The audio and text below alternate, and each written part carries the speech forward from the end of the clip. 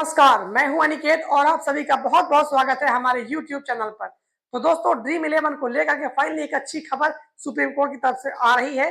जैसा कि आपने थंबनेल में पढ़ लिया है कि 11 मार्च को कुछ नया सुप्रीम कोर्ट में होने वाला है रियल मनी गेमिंग और फैंटेसी एप्लीकेशन के बारे में। क्योंकि दोस्तों जब से ऑनलाइन गेमिंग बिल 2025 आया है, उसके जस्ट बाद से लगातार सुप्रीम कोर्ट में हियरिंग की डेट तो दी जाती है।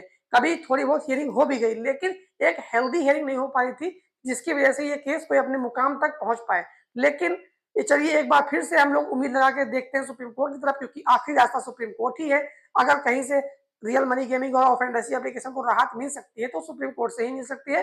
अब आपके चाहने या न चाहने से कुछ नहीं होने वाला है, सारी उम्मीदें सुप्रीम कोर्ट पर टिक जाती हैं। तो ऐसे में सुप्रीम कोर्ट की तरफ से एक चीज निकल के सामने आ रही है, वो ये कि जो पहले 11 मार्च की टेंटेटिव डेट दी गई थी, अब उसको कंफर्म लिस्ट में डाल दिया गया है। यानी कि इस डेट को 100% सुनवाई इस मामले की होने वाली है, क्योंकि जो टेंटेटिव डेट होती है उस पर समय की कमी के कारण केस आगे बढ़ा दिया जाता था, इसकी वजह से सुनवाई नहीं हो पा रही थी।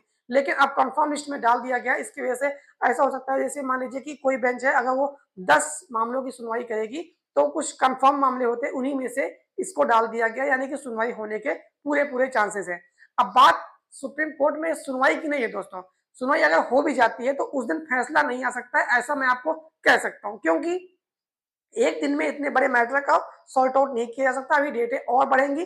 अगर 11 मार्च को हियरिंग हो जाती है तो बहुत अच्छी बात है, अगर आगे बढ़ा देते हैं तो फिर तो कोई बड़ी बात होगी, जहां से लेते वहीं आके फिर खड़े हो जाएंगे। लेकिन अगर कोई सुनवाई हो जाती है तो एक चीज निकल के सामने आ जाएगी कि हाँ, फैंटेसी एप्लीकेशन का फ्यूचर क्या रहने वाला है इंडिया में और कब तक इसकी वापसी हो सकती है। थोड़ा सा केस के बारे में हम लोग को डिटेल और मिल जाएगी। फिलहाल अपडेट तो दोस्तों इतना ही है, लेकिन आने वाला जो समय है वो मुझे ऐसा लगता है कि फैंटेसी एप्लीकेशन के लिए अच्छा हो सकता है। क्योंकि दोस्तों अप्रैल के आसपास आईपीएल की भी शुरुआत हो जाती है। अगर आईपीएल की शुरुआत हो जाती है तो आईपीएल हमारी वर्ल्ड की सबसे बड़ी लीग है, और ऐसे में अगर ऑनलाइन गेमिंग बिल 2025 की वजह से paid contest real money gaming और फैंटेसी एप्लीकेशन पे नहीं हो पाते हैं तो बहुत ज्यादा हाई रिस्क हो जाता है, जिसकी वजह से लोग इलीगल बेटिंग साइट पर खेलेंगे और वहां पर अपना भी लॉस करेंगे, गवर्नमेंट का जीएसटी भी लॉस करेंगे, बहुत सारी प्रॉब्लम आगे चल के होने वाली है। ऐसे में बहुत ज्यादा उम्मीद लगाई जा सकती है कि हो सकता है 11 मार्च को कुछ हेयरिंग अच्छी हो जाए, जिससे कि आईपीएल के पहले पहले पेड कॉन्टेस्ट फैंटेसी इलेक्शन पे शुरू हो जाए। ऐसा सभी लोग की उम्मीदें हैं, उम्मीदों पर दुनिया कायम है। क्योंकि दोस्तों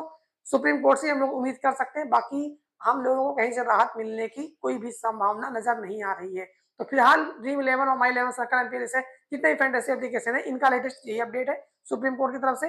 अगर कोई अपडेट निकल के सामने आता है तो आपको हमारे चैनल पर जरूर देखने को मिलेगा, इसलिए हमारे चैनल को जरूर सब्सक्राइब कर लीजिएगा, क्योंकि आपको यहाँ पर सारी जानकारी एप्लीकेशन की मिलती रहेंगी और आपको सभी अहम मुकाबलों को पिच रिपोर्ट और टीम प्रेडिक्शन भी मेरे चैनल पर मिलती रहेंगी। तो चलिए दोस्तों, आज के लिए इतना ही। हमारी मुलाकात आपसे किसी दूसरी वीडियो में होगी, तब तक के लिए आप सभी का बहुत बहुत धन्यवाद।